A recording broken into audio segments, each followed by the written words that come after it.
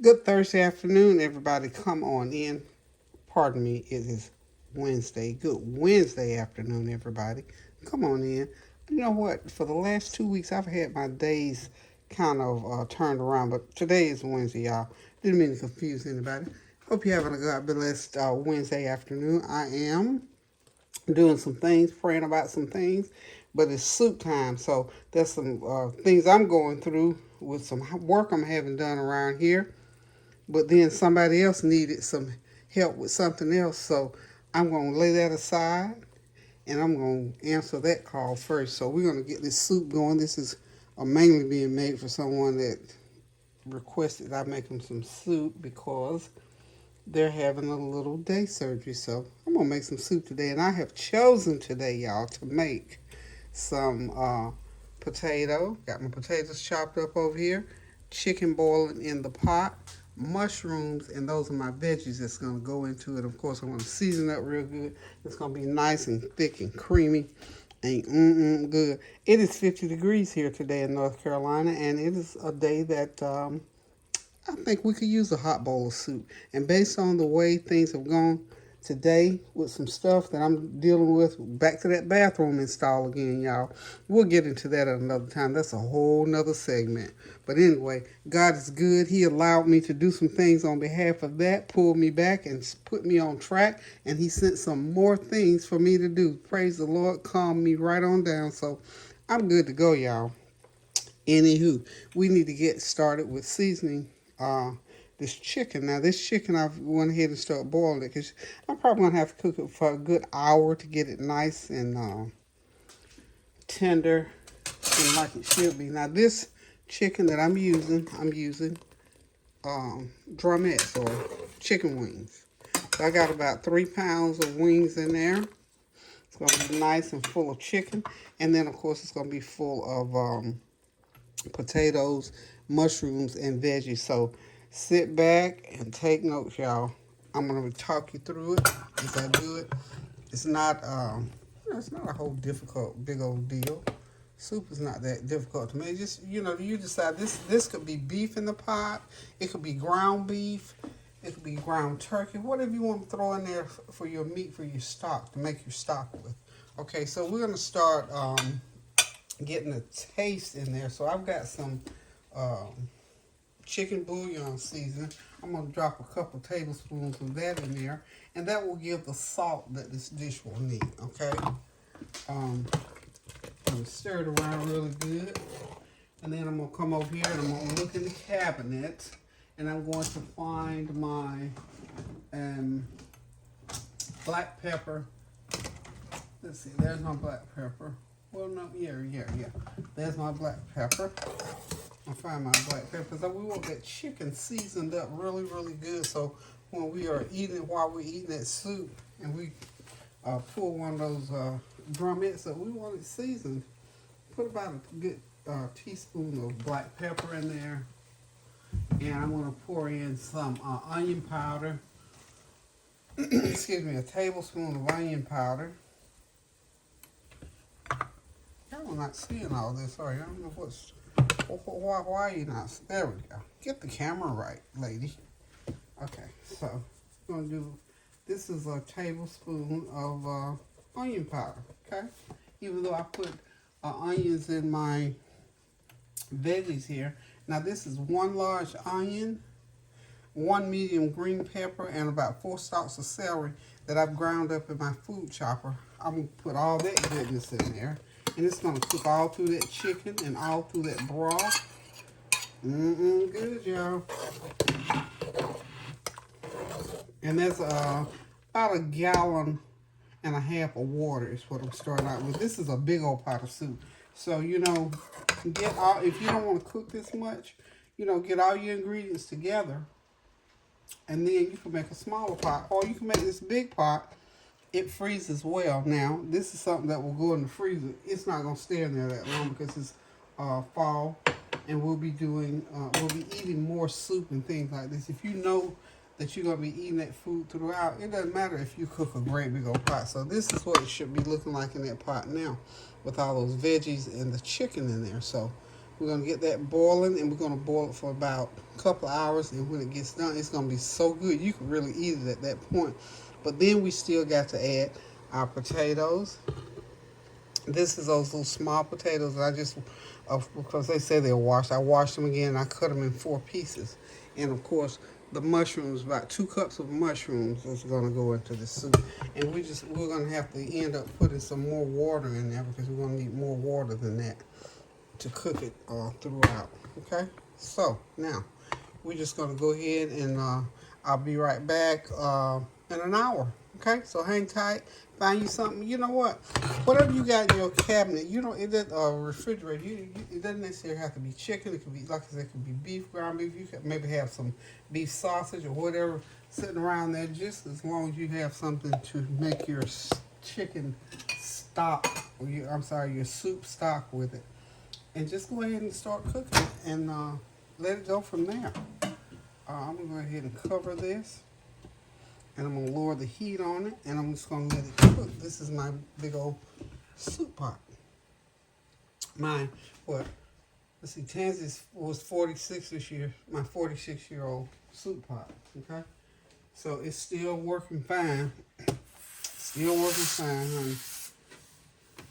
Somebody was saying, I don't know if it was this pot or another pot, but my yellow cookware is white porcelain inside, and these white porcelain things on the inside, you know, as you cook tomato sauces and beef stews and all that, that white gets stained, y'all. So don't throw your cookware away because it's it gets some stain on it, and there ain't nothing that's going to take the stain off over time. Now, like I said, this pot here is 46 years old, so whatever stains this got, it's definitely going to have. And as hard as I wash and screw up stuff, I already can tell you it's not coming off. And if y'all find something to bring it off, please let me know, because I've not been able to. I got one comment one day. Somebody said the cookware didn't look clean. Well, if you have never, ever, don't you ever go into a real restaurant where real chefs cook. Now, when they come on these cooking shows and stuff, they have that brand new, spanking new cookware because they're promoting something. But if you go into a real restaurant for real chefs or anybody's house that really know how to cook, those pans look so bad, beat up, but they cook the best food, and they're clean. You have to season cookware. You know, some of the cookware, those old metal frying pans, those cast iron frying pans have creosote on them thicker than that backpack. So I'm telling you, if you don't know something, please don't try to speak on it and try to throw shade at something that you don't know about. The best cookware looks beat down. Real chefs, people who really know how to cook, now people who have that good sparkling clean, ain't never looked like it ever been cooked in, either they don't know how to cook or they haven't been doing a lot of cooking. And that's fine, that's wonderful. But as far as stain, especially the porcelain stuff, it will chip, it will crack, it will stain, and it's not, the stain ain't coming out, and it has nothing to do with it not being clean. So just know that, you know, sometimes when we don't have something good to say, just, you know, like I tell my folks sometimes, I tell them, just shut your pie hole sometimes. Keep your pie hole closed. And that way you won't say things that are off color and out of kilter. Anyway, that was on my brain, I guess, and I just needed to say it. So anywho, y'all, I will be back shortly when I get ready to put in the other ingredients for this good old potato, chicken, and mushroom soup. Y'all hang tight for me. Oh, I forgot to show y'all over here on the other side. I am making some more salsa. My salsa was all the way down to the bottom.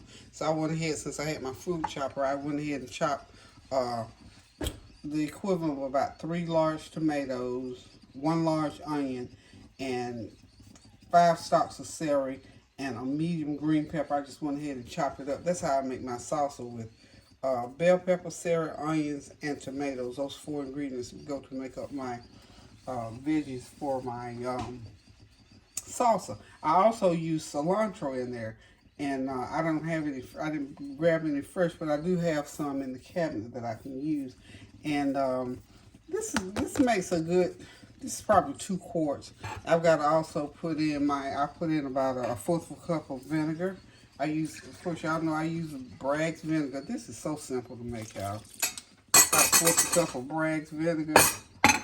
You can't, if you have lime juice, you can use lime juice in there. If not, use regular lemon juice right out of the bottle if you don't have fresh lemons, y'all. So it don't have to be fresh lemons.